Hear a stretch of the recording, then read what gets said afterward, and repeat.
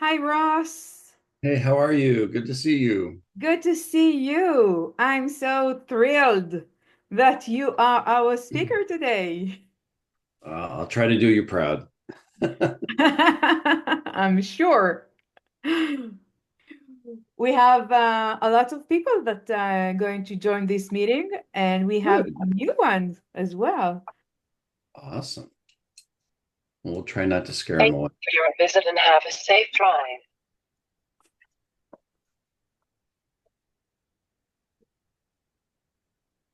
Hi, Gary. Good morning. Good morning. Nice to see you. Good morning, Russ. Morning, Gary. It's been a long time. I know it's great to see you. I'll looking forward to your talk today. Thank you. My pleasure. My And pleasure. how's attendance, Arnie? We're gonna have some folks. Yeah, actually, we are going to have like about 20 people. Excellent. And we have also new ones that we're going to join today. Good. Nice to see Common Spirit come on board, huh? Yeah, I'm still working on the Japanese. good. But Let me,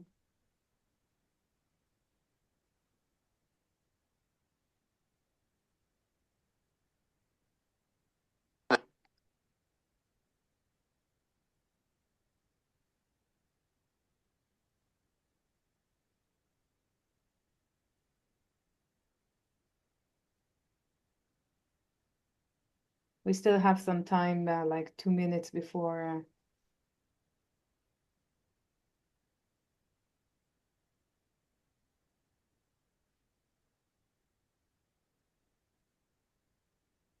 good.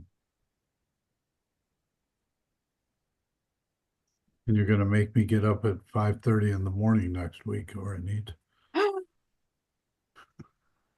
Oh, on April 1st?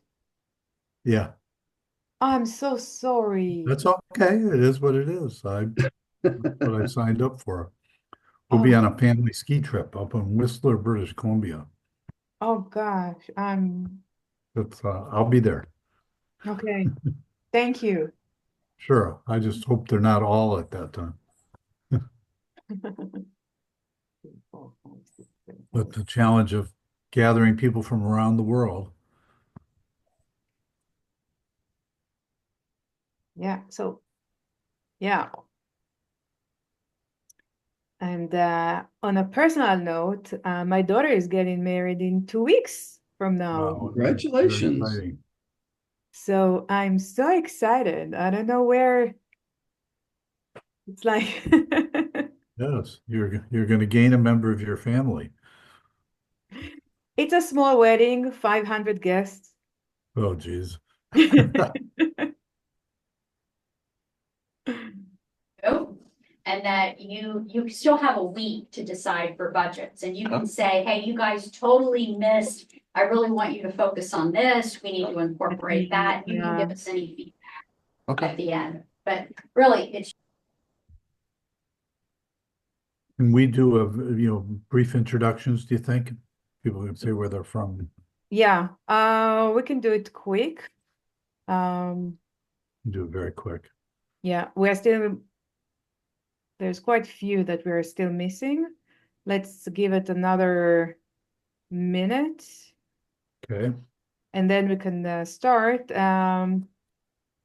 Everything as usual is recorded, so we can send a summary after to the entire community and of course to the FOH members.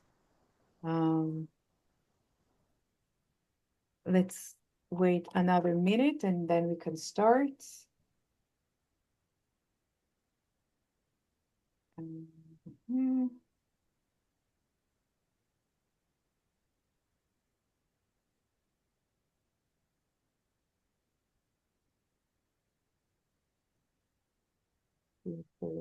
Okay, here's some more.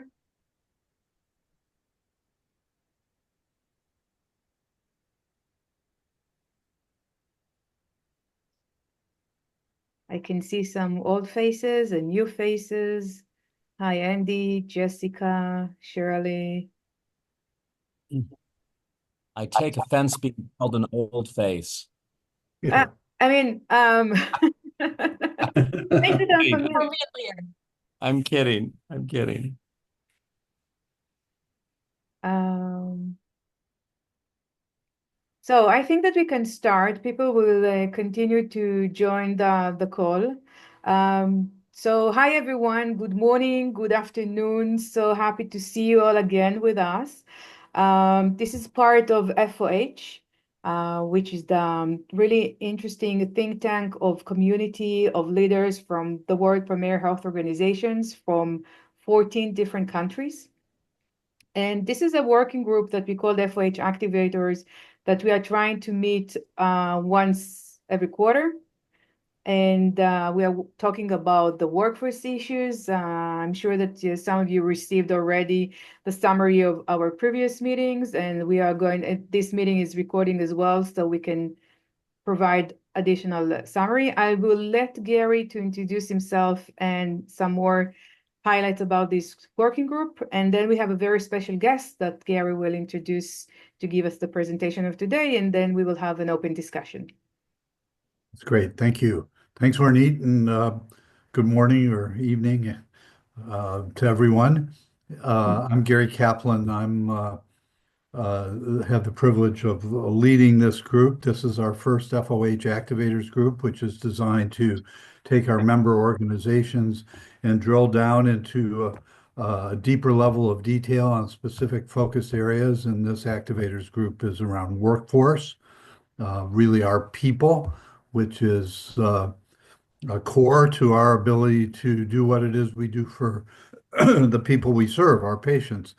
And as we all know, our workforces are under tremendous pressure and is going to require innovative approaches. And none of us have all those answers, and so that the premise is that we will be learning from each other over these sessions, which we hope to have every quarter. So thank you for carving out the time. I've thought maybe really quickly we could just go across the. I'll call on you, and you could just introduce yourself and in one sentence where you are, where you're located, and what your role is. And I'll skip you or Anit and go to Andy. Good morning, good afternoon, good evening, everyone. I'm Andy Ortiz. I have the pleasure of serving Cedars-Sinai in Los Angeles as the Senior Vice President and Chief Human Resources Officer. And I've been here at Cedars-Sinai about 8.5 years and love it. But, you know, I'm challenged like everyone with the many workforce issues that we're talking about here today. So Great. thank you. And Andy and his colleagues will be hosting our next FOH Summit in October. So thank you in advance for welcoming us to Los Angeles. Peter? All right. Good morning, everyone. Peter Adebi. I serve as Chief HR and Diversity Officer at Cincinnati Children's. I joined Cincinnati in January of 24, so I recently celebrated my 1 year here. I can tell you that it's going well, so that's a good thing. I also, I think, saw my colleague, Evie, on the call. She invited me to this call, and I really think it's a privilege to join all of you. Thank you. Great. Thank you. Gerald? Hello, everyone. I'm Gerald Novak. I'm the Chief People Officer at the UVM Health Network. Thank you. N? Hello, yes, I'm Incock Lim. I'm Group Director of Value-Driven Care or Value-Based Healthcare and Future Workforce at Sing Health, so our Singapore Health Service, so the largest public healthcare cluster in Singapore. Thank you. Thank you very much. Vanessa?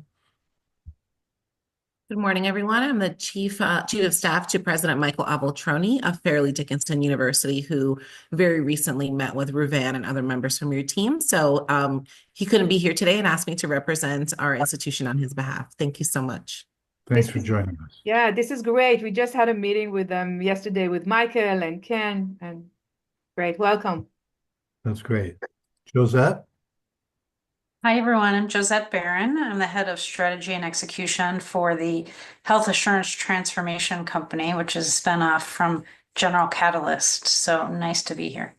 Great, thank you. Isel? It's Carla. Hi, Gary.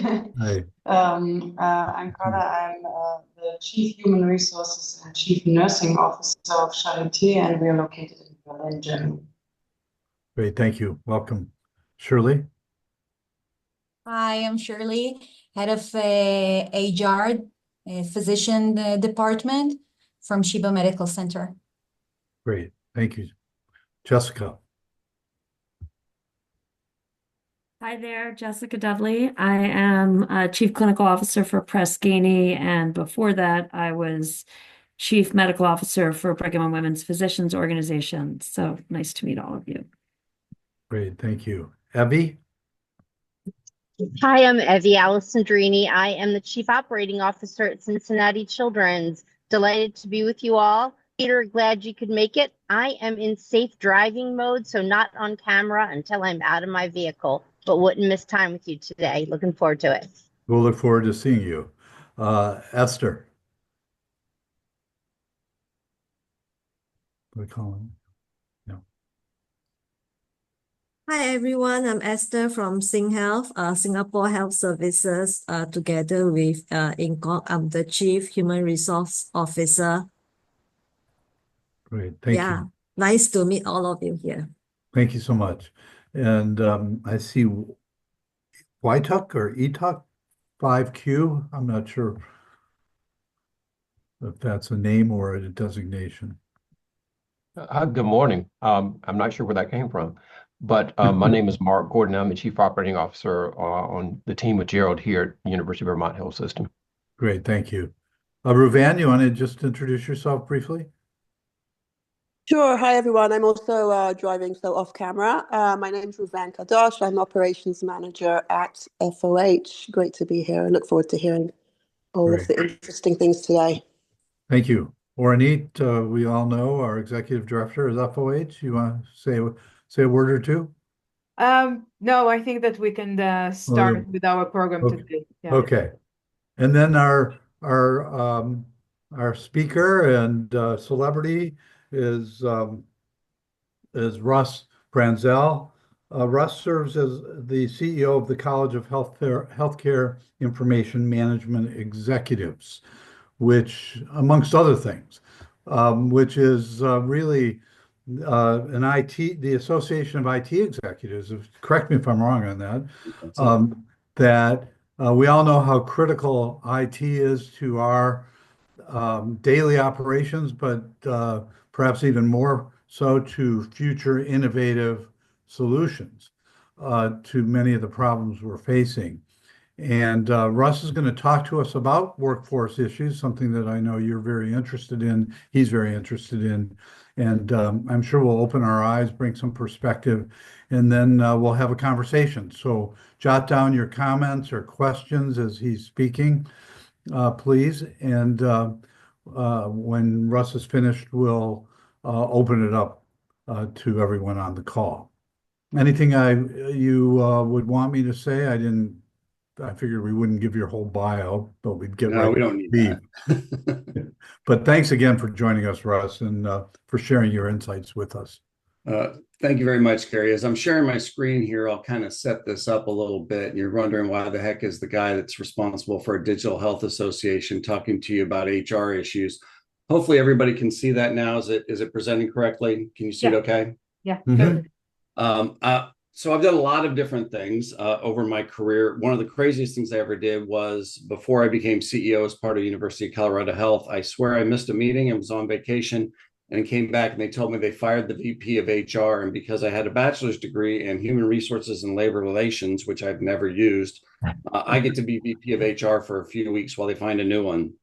3.5 years later, I was still the VP of HR, as well as the CIO and a couple other roles. And so I do have a little bit of experience in the HR realm, but now obviously run a professional association that's in 58 countries around the world. As a matter of fact, I think every country I heard represented here on this call, we have members and or chapters in those countries. And so we get to see a broad stroke of what's going on in the world right now. We run one of the largest digital health surveys, which is not a technical survey, but rather how organizations are adopting digital strategies and change strategies within their organization. About 50,000 entities did the survey last year.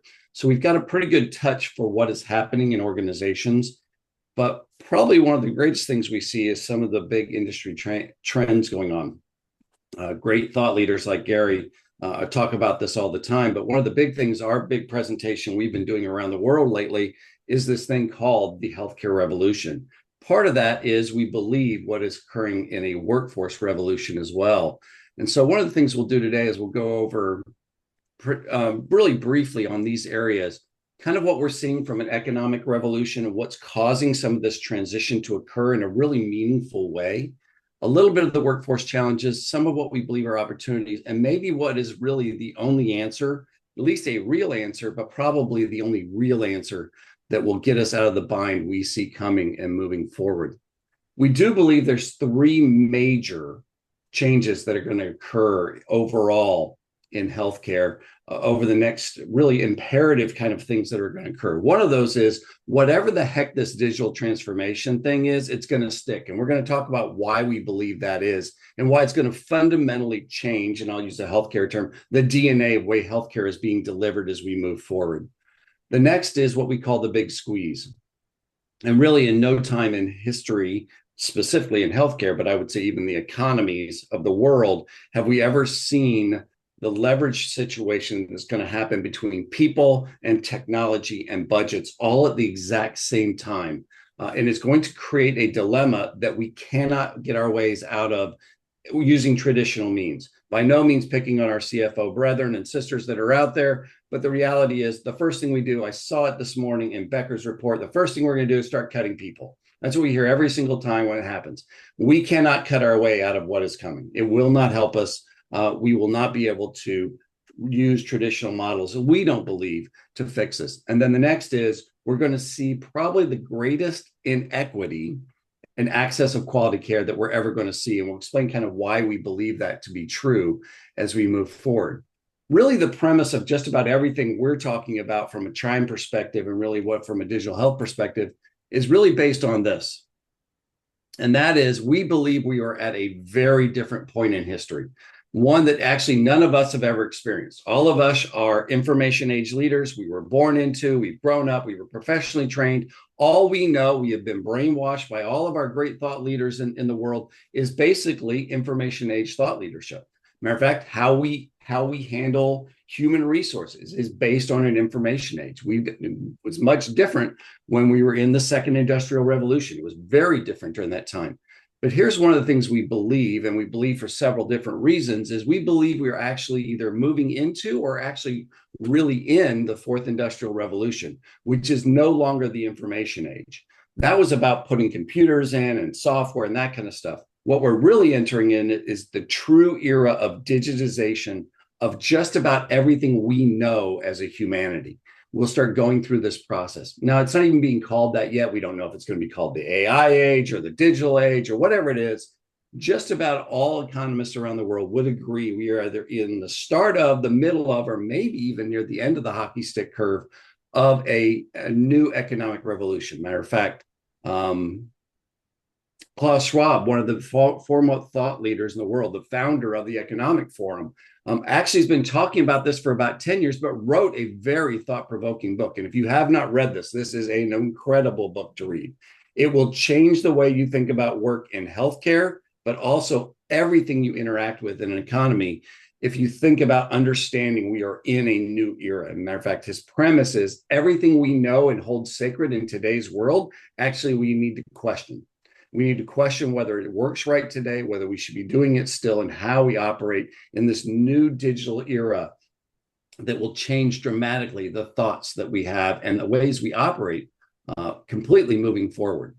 Matter of fact, part of the premise is this: everything will be going through a digital hurricane. There is zero exception. As we shift, no different than when we shift from kind of a mass production era in the second revolution into an information age, everything gets touched.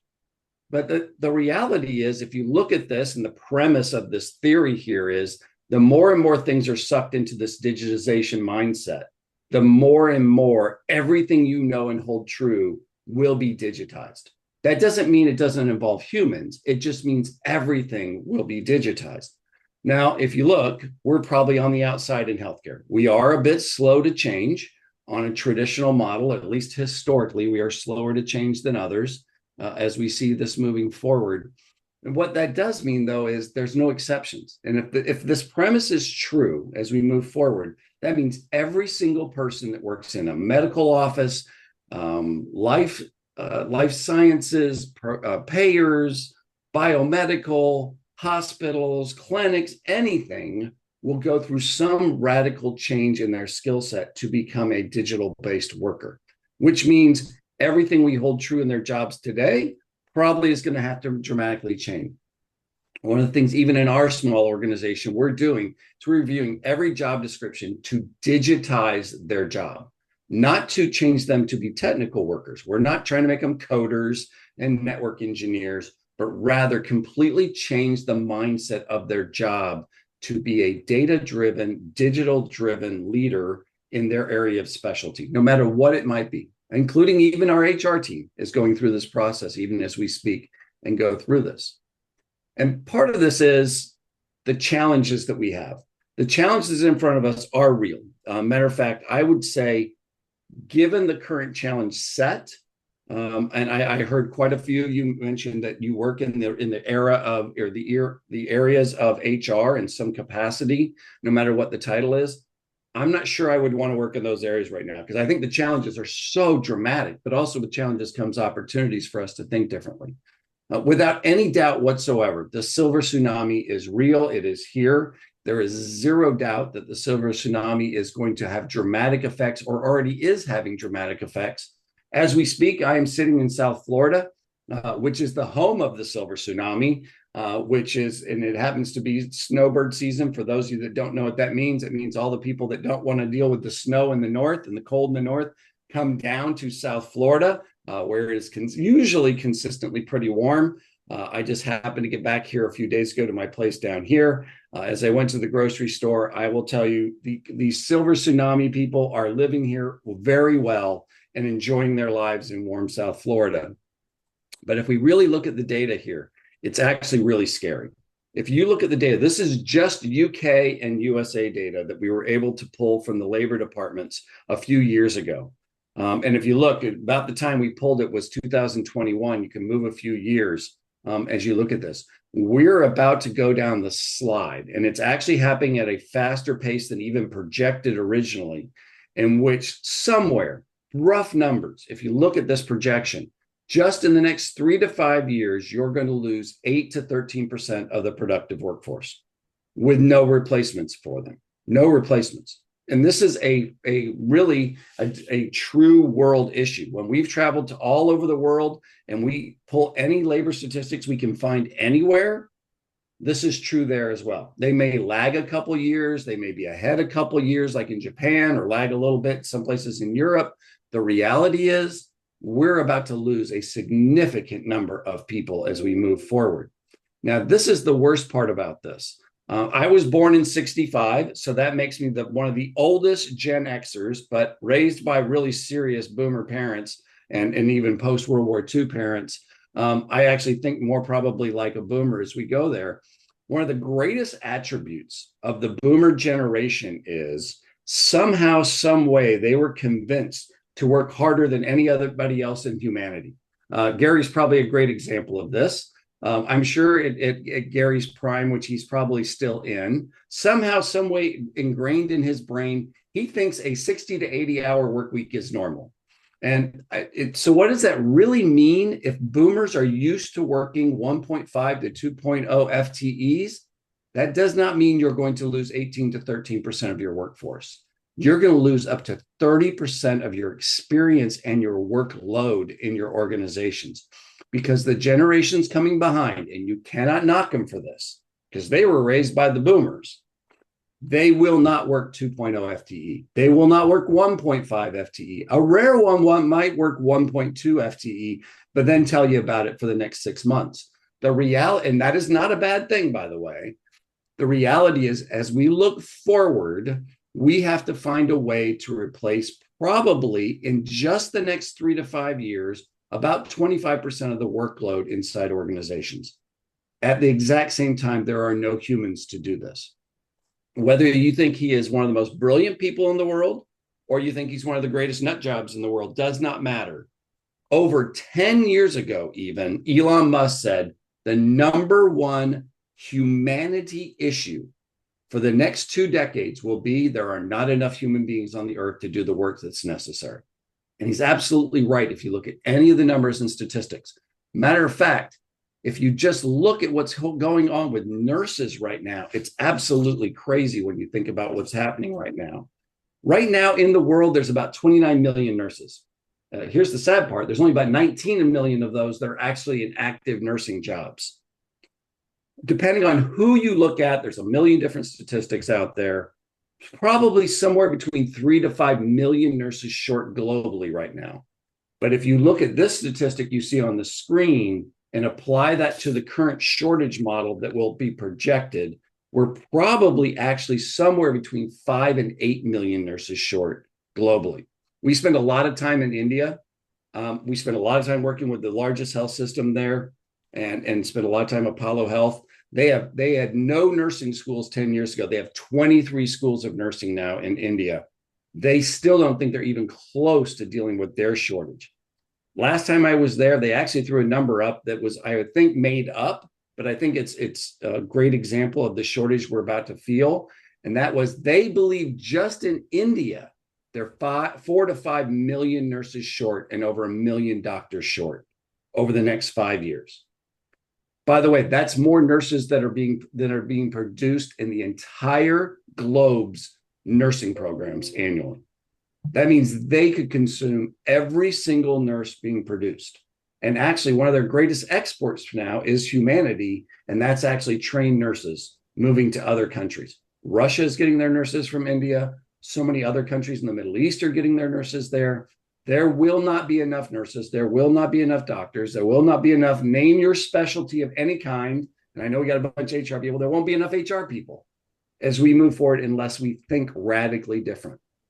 Despite the fact that this is the first time in the history of humanity, we actually have 5, now 6 generations of workforce. For those of us that are a little older, like myself, turning 60 this year, this is one of those crazy rude awakenings. Guess who enters the workforce next year? Generation Alpha. They start turning 16 and will enter part-time, if not full-time workload moving forward, starting next year. Because average most countries, they start working around that time frame. We will have 6 generations of workers. You're like, well, surely there's no builders, the World War IIers still working. Come to South Florida. There are plenty of 80-year-olds in almost every store, every place out there still working. We have one of the most crazy, diverse generations of workforce ever in the history of the planet as we move forward. That's an opportunity, but also a great challenge in personalities and work styles as we move forward. Now, let's talk a little bit about the generational shift that's occurring. And so we call it a generational shift, but the rude awakening of this is it's actually not a generational shift that is occurring because it's actually already occurred and we forgot to notice it. Probably the HR professionals that are on and executives that are on this call know this. I will tell you, most executives in healthcare, I don't believe, really recognize that the entire world changed in a matter of 5 years. It wasn't a 2-decade, 15-year, 12-year, 10-year change. It occurred in about 3 years, in which we absolutely, without any doubt, saw the world change.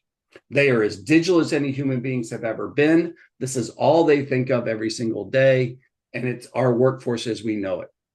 This is how much it's radically changed in 5 years. In 5 years, if you look at 2025, where we are right now, 83% of the world's population are Gen X and millennials, or Gen Y. 83%. The boomers almost don't exist anymore.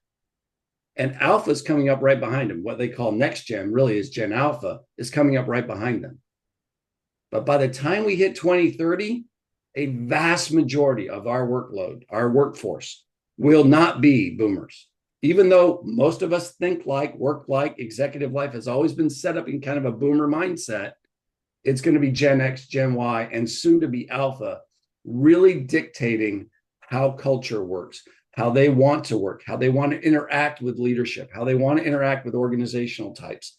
They don't adapt to organizations. Organizations have to learn to adapt to them as we move forward. Matter of fact, in one of the most recent surveys that's out there, they asked what we now refer to, by the way, we never use the term next generation ever in our organization. We call it the now generation because they are here, they are strong, and they are extremely, extremely aggressive in their mindset. And I say that in a positive way. They are very, very confident in how they approach in the workload. They're saying, basically, you're not meeting the way I want to work. So I'll go find someplace else, or I'll be self-employed and go do my own thing. They have choices like they've never had. My daughter just turned 27, soon to be 28. She's on her third or fourth promotion in her job. She just changed organizations in her late 20s. She's an early executive already now. I didn't dream of that until my 30s or 40s. And I thought I was a fast burner. Do that.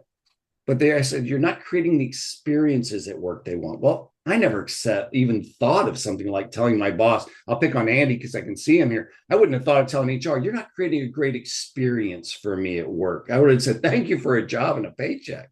That's just the way I would have thought. But even more importantly, the value connection between a job and a value connection between that worker, that teammate, that staff member doesn't exist today in most organizations. What we held sacred as the value doesn't connect with these new people. We're going to have to think radically different as we move forward. Matter of fact, Gen Zs and Ys and X's, they pretty much dislike everything that, as a person who's right on that edge of X and Boomer, they pretty much hate everything that I like. That's kind of the world that's kind of existing out there when you look at this list. We recently had a bunch of people stay at our house, our big home in Georgia. They were getting ready for a wedding the next day. So they were all in their late 20s. The whole wedding party stayed there. A bunch of the bridesmaids, a bunch of the groom, and all these people stayed at the house. And they were absolutely aghast that we had paper napkins and paper plates in our house. And I thought, but they're recyclable. They're good for and they're like, no, you have to wash your own dishes and you shouldn't be using your. I was amazed in listening to them at the things that they don't like.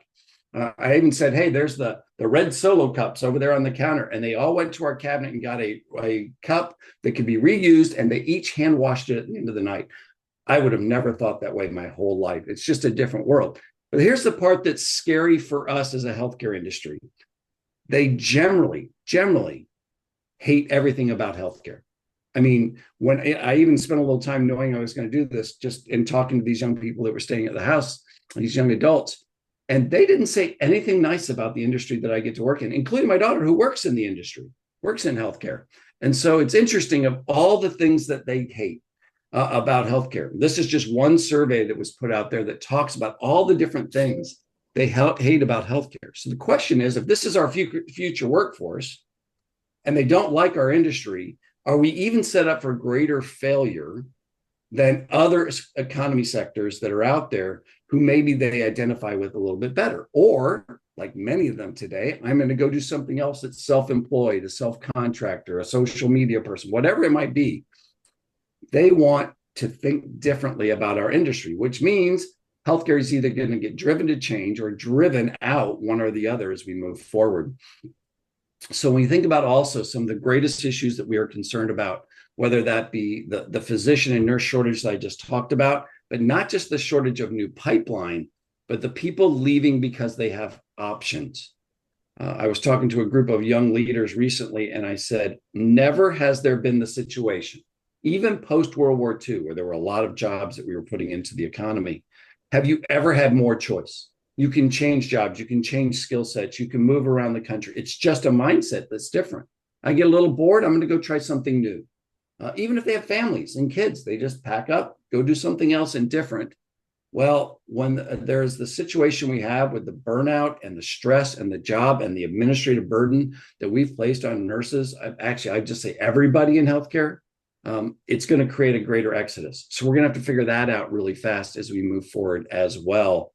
Matter of fact, just this week, this survey came out. It was published in Becker's, I think may have been yesterday. It was actually yesterday. I put this in there last night. 46% of healthcare executives I exit in a 25 survey. They're ready to leave. It didn't say retire. I read the whole article. It didn't say retire. They're ready to leave healthcare because they're tired of working in this situation. That's terrifying. 50% roughly of our healthcare executives don't want to work in healthcare anymore. We've got to dramatically change healthcare to think how it is.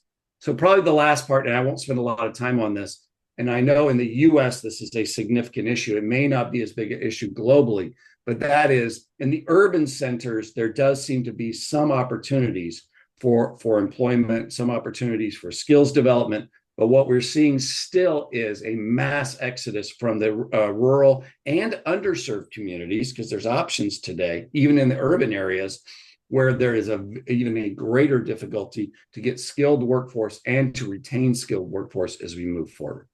So with all that being terrifying, we know one of the greatest lessons in business is, and I'm sure Gary's talked about this, and some of the champions of the past in business leadership always talk about this. It's almost never the incumbents that actually are the disruptors in our industry. So the question is, can we avoid being the Kmart, the Blockbuster, the Sears? And I always like using Blockbuster, and because I can't really hear you all that well, I'll just answer it as a rhetorical question. I ask this question all the time when I present around the world. Who bankrupted Blockbuster? And almost everybody always immediately answers Netflix. And I always say, you're absolutely wrong. The people that bankrupted Blockbuster was Blockbuster, because they had every opportunity to change and they chose not to. They had every access to capital to do digital media and chose not to, had patents for digital media and chose not to. The leaders were addicted to the old model and didn't want to change. And I think that's exactly where we are. But there are great examples of companies completely revolutionizing the way they think. IBM's a great example. I asked that same group of young people, what does IBM stand for? And they thought I was asking some kind of value proposition. I said, no. Literally, what do the letters IBM stand for? Not a single person in the room even knew it meant anything. I'm like, it's International Business Machines. They used to make things like typewriters and giant computers and laptops. And they're like, none of them even knew that. They thought it was just a consulting service company like any other one that was out there. That's a great example of somebody that completely changed the way they operate because the environment, the economy required them to think differently and go through a really painful restructure, but come out in a different place. I think we're going to have to do the same thing from a healthcare to keep these people working as we move forward. So we're at a crossroads. And the question is, we either change or we will be changed in one way or the other. We really do believe this as we move forward. So here's a few opportunities we believe are there. And I think as HR professionals, apologize, there's a typo on that page. We have to reinvest. And this is the total opposite of what's occurring, at least in the US market today, where the first thing that we do whenever money gets tight is we cancel all the education and training, we cancel all the travel, and then we start cutting people. That's usually the first three things we do in every organization that's out there. But if organizations don't build their own, there will not be pipelines for them. You're not going to be able to go to community colleges. You're not going to be able to go to colleges or trade schools or even high schools if you don't have amazing education and training programs where you are building a full, from front of the store to the very back of the store, an entire succession plan. As a matter of fact, a couple of people on my board recently challenged me when we presented a full leadership succession plan. I was so proud of this plan. Every single leader was on the plan and how we would deal with it if we had to replace them. And they said, great job, Rush. You got 50% of it done. Now, how about every other single person in the organization, even the brand new person you just hired in the lowest level position? You need to have a succession plan for them, or you're going to be doing nothing but chasing people for the rest of your time here as CEO. And they were absolutely right. I had never thought of it to that depth, that every single position, for those of you in big health systems, every nurse, every patient movement person, every registration, every person has to be on a succession plan moving forward. And we need to be building their replacements for tomorrow, or they will not be available during probably one of the greatest increases of patient care needs as we move forward. I'll use the dirty word that many organizations hate, but the reality is we're going to have to outsource things that we shouldn't be doing ourselves in ways that we've never thought of before. What is the core parts of healthcare that we should be doing? Healthcare. And this is coming from a person who probably is in one of the most vulnerable areas, and our members are, but there's a whole lot of IT that should be outsourced tomorrow. We shouldn't be hiring our own people. And we shouldn't be stuck in the mindset of, well, we have to keep jobs in our local community. You're not going to have jobs anyway. And there's not going to be enough people to replace all of these that are out there. One of the others is to really understand what these next generations mean by life balance. And it means much different to somebody 25 in their first job than it does to me as almost a 60-year-old. Life balance is much different. They're having families much later in life. They're entering executive and leadership roles while they have young children at home. I talked to an executive vice president, COO of a major software company the other day, number 2 person in the company, and his kids were 1, 3, 5, and 6. And I was thinking, how in the world can you balance 4 young children while running all the operations of a major company? I didn't have to do that. My kids are in a much different model. Never mind the predominance now of dual working families as we move forward. We're going to have to radically think differently about what life balance means. And the companies that do that well are going to think much different. Their employees are going to think much differently of them because they engage them in their life. You notice I didn't say life-work balance. We intentionally choose not to do that. The next generation does not like differentiating. They want it all to be about their life. Their life includes part of it, which is called work, but it means 24 hours a day. Parts of it might include work, not 8 to 5. And so it's a much different thought than ever. You're not going to spend your way out of this, but I will tell you sometimes compensation and benefit, little differences will make a difference, and constantly benchmarking. I'm not an expert in compensation and benefits, but I will tell you, there are people out there that will stay for $2 more an hour. If you're aggressive in doing this and dividing jobs up, in my brain, this makes no sense whatsoever. One of the companies we've been talking to recently, they used to have a position called a director. That director job now is divided into about 6 jobs, which means the person can get promoted 6 times when really still being a director.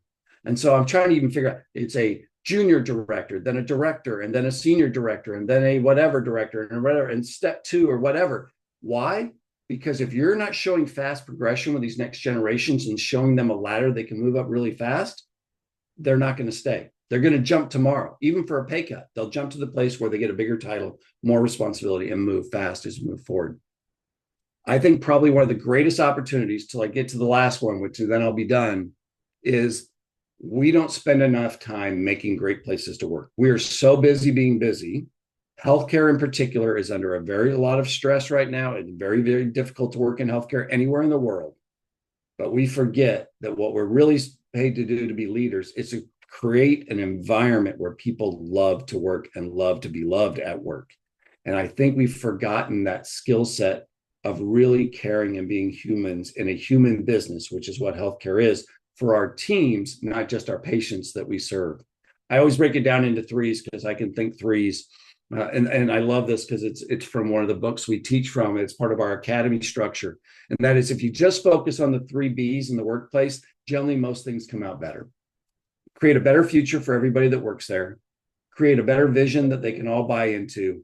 And just don't be a horrible boss. Be a better boss to people. Be a caring, loving, compassionate human being. And even when you got to let people go, do it in a loving, caring, compassionate way.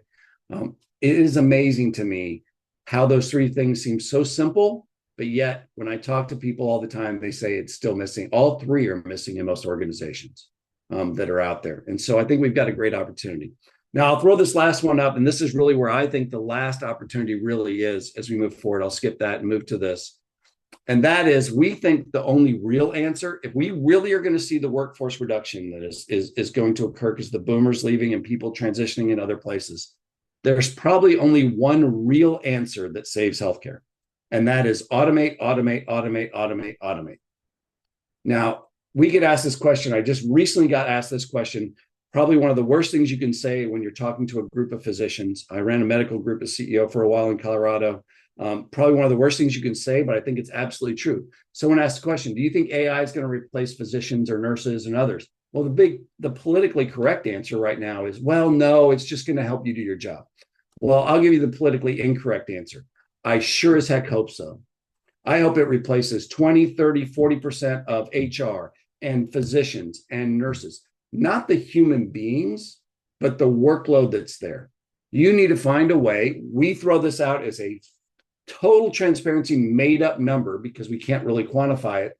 We think the average health system that's out there, I'd say a normal hospital health system that's out there as an example, probably needs to automate somewhere around 20 to 30% of their workload, somewhere in that neighborhood, maybe as high as 30 to 50% needs to be automated and remove human beings from that requirement.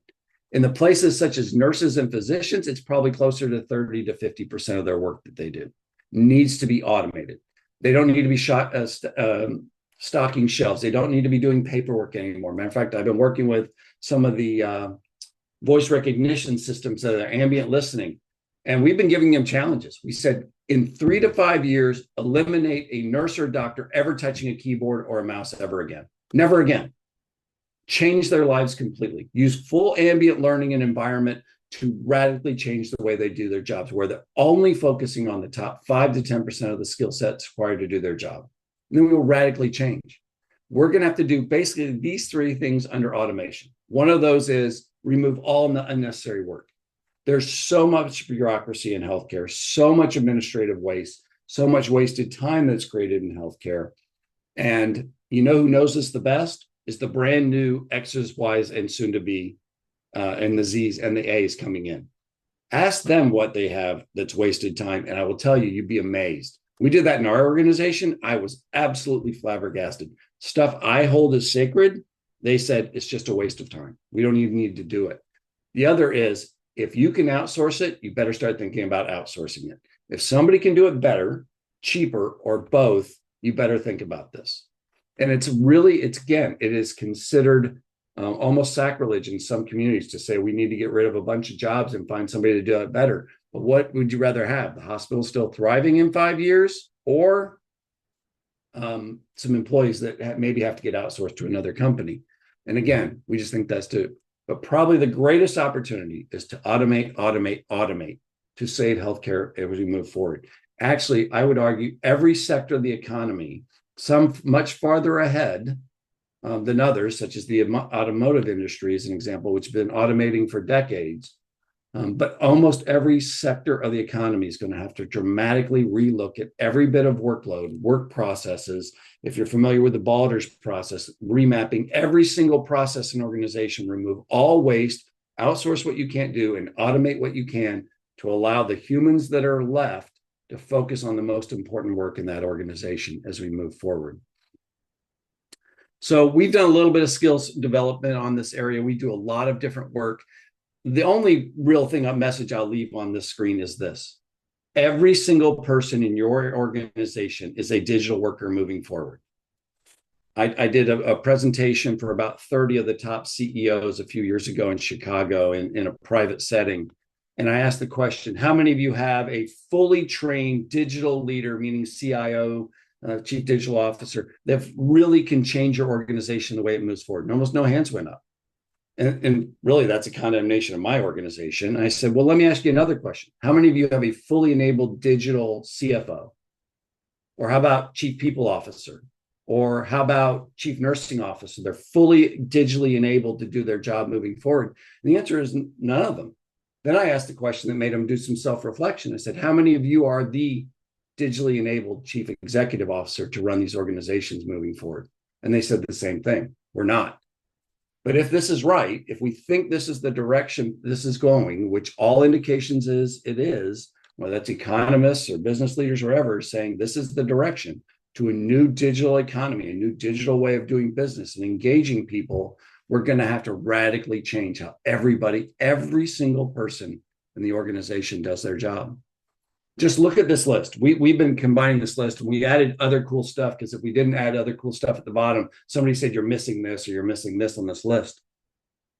Every single person in your organization may not need to know how these things work, but they're going to be using these technologies in the near future, if not using them today, including something as simple as drones. I'll pick on Boots in England as an example, which wants to deliver a vast majority of all their drugs and medical supplies by drone.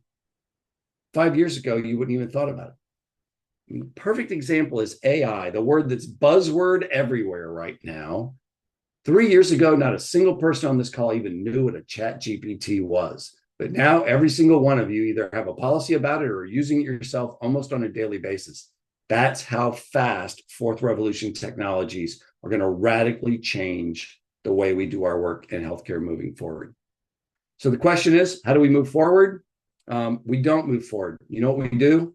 We in the senior positions that are on this call, we actually get to look backwards, because for the first time ever, the generation coming up behind us are fully trained and fully enabled to help us through this revolution.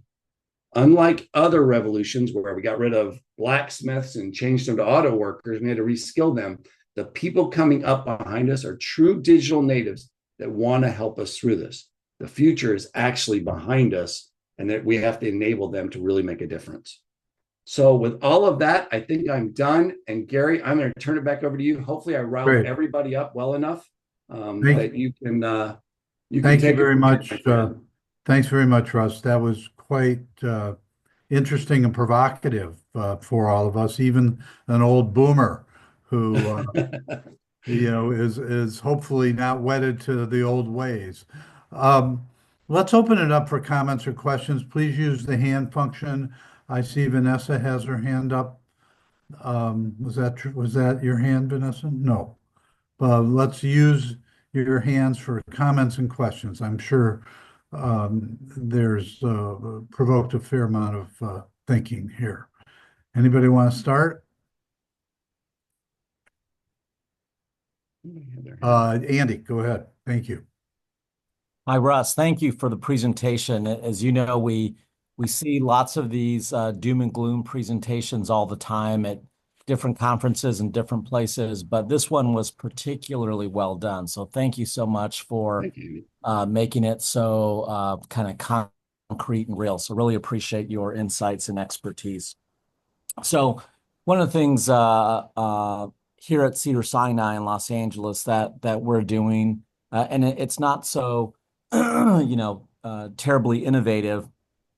Others have certainly gone before us, but thinking about our workforce challenges of the future, and you'd mentioned this in your presentation, we are building or about to launch this coming fall our first program from our Allied Health School. So as part of Cedars-Sinai University, we have an Allied Health School, and there are 5 programs that we're launching in the next 12 months. Pharmacy tech, imaging tech, what else? Clinical lab scientists. So there's 4 or 5 jobs that we find very difficult to fill. And so I'm curious, as you've made your way around the country, and clearly this is a multi-prong approach that we have to take, but what are the other things? So besides creating our own, workforce for the future, so we're going to try to build our own folks and spread them out throughout the health system. Are there other trends or things that you're seeing that you think would be important, and what might be some of the challenges with building our own? So I'm curious from your perspective. One of the things, and we've been doing a lot of reading about this and doing some surveying as well, and that is what I'm going to call downskilling entry point into jobs. Example, in our organization, I would have said 60% of our jobs required a bachelor's degree. Now there's 3 jobs that require a bachelor's degree in our organization. Right. And I think part of that is the concept of, and again, it's so foreign to me because I was trained when you finish school, you either you went in the military, you learned a trade, or you went to school. Sure. That's not necessarily the case anymore. And there are probably a lot of jobs within these organizations that we can create some direct from high school training programs and think much differently, and even give them a stepping stone and a career ladder for them to go forward, maybe even in a non-traditional way. And we're starting to see that and hear that. The other thing is, and this is what I love about the FOH group, is it is no longer a US-centric model moving forward, despite any of the craziness with immigration right now. I'm not going to get political, I promise. Sure. But the point is, it is a global workforce moving forward now, and people are thinking and changing all the time. I talked to a person the other day, and I said, what are you going to do? He goes, well, I'm going to leave and go work in Europe for a few months or a few years. I'm just going to leave. Again, my brain was, why in the world would I ever think of doing something? I was even in the military and didn't want to go overseas. But there are differences in the way we operate. Yeah. I will tell you the greatest things we learned, and again, tiny, small association compared to your giant companies, but I think it's applicable. One of the greatest things we did was we kicked everybody off our employee engagement that was on team that was over 35 years old. And we basically said, tell us everything you want us to do and how you want us to do it. And they said, in the summers, we want to take Friday afternoons off or Fridays off, have a 9-day work week so we can spend a little bit more time with our kids. I'll tell you what, we get more work done during the summer, during 9 days, than we do during the rest of the year, during 10 days. And I'm like, well, and then I said, do you want to do this 9? Well, no. During the regular, we don't want to spend time with our kids. No, we want to actually work. We want them to stay at school. Right. It's just interesting how many things they came up with. Things that and here's a great example that is so old school. In my brain, you got to have an employee of the month and you got to have all this kind of stuff. And they're like, no, we don't want to differentiate between all this. Do a monthly recognition of everybody and figure out how to recognize the whole team.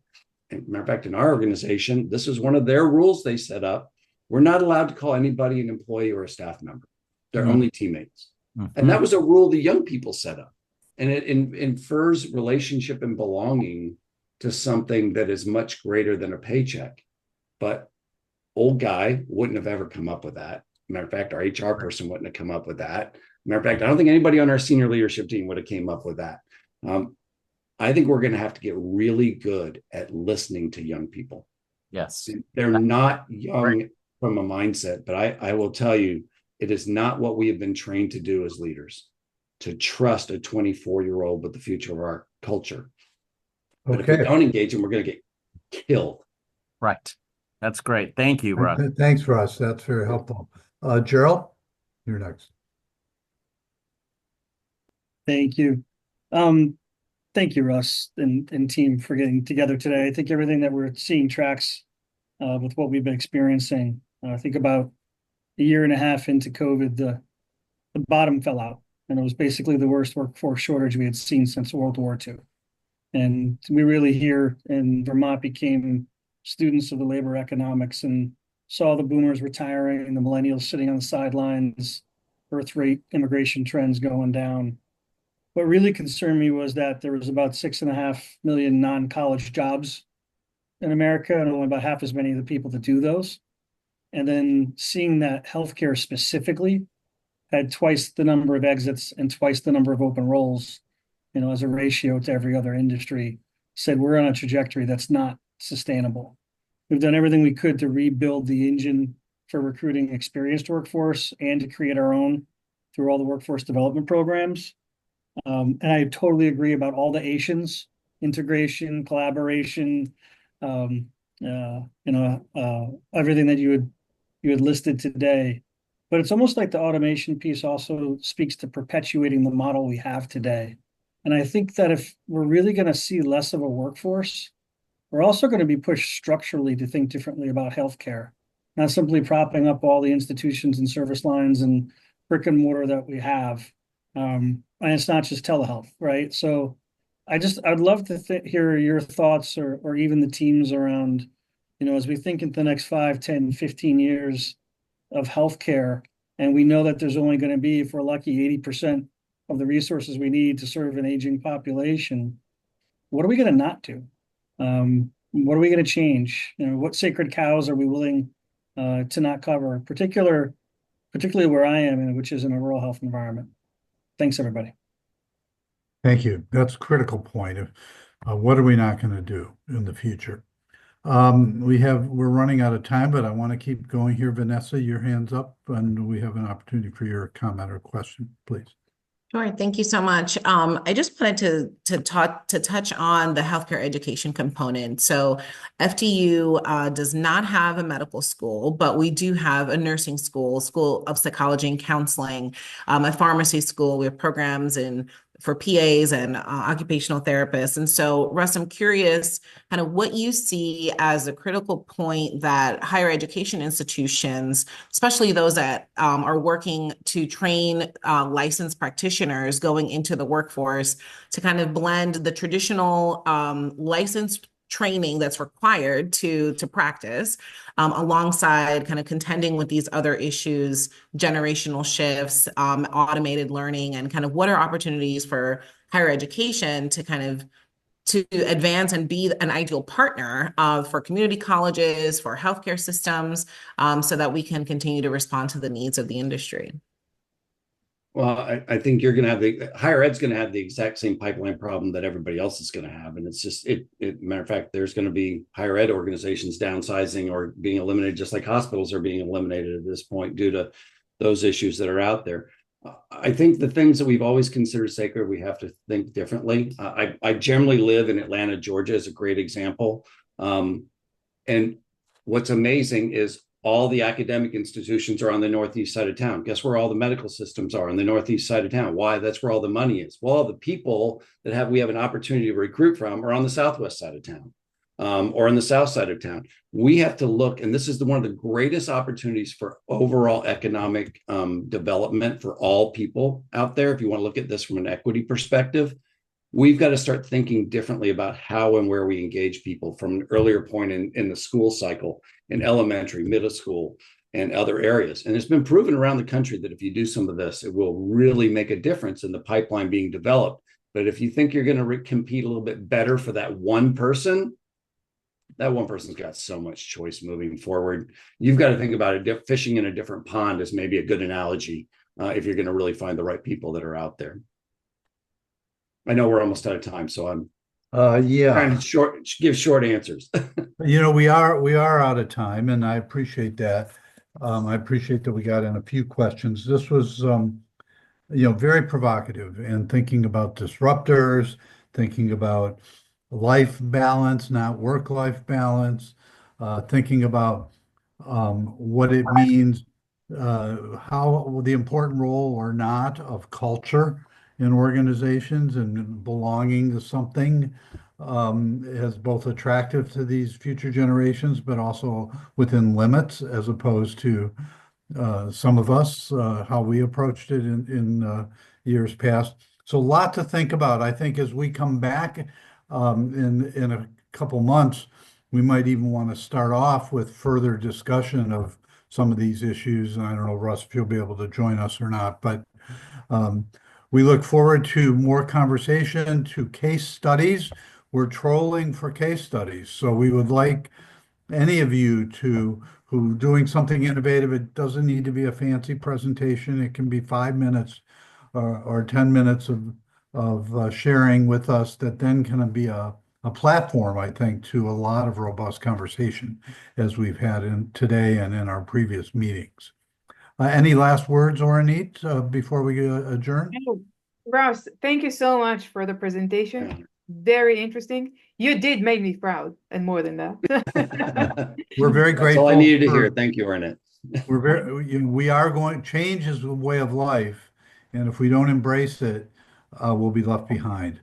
And so you were very helpful in stimulating that thinking for us today, Russ. So thanks very much. Thanks to everybody for joining us, regardless of time of day.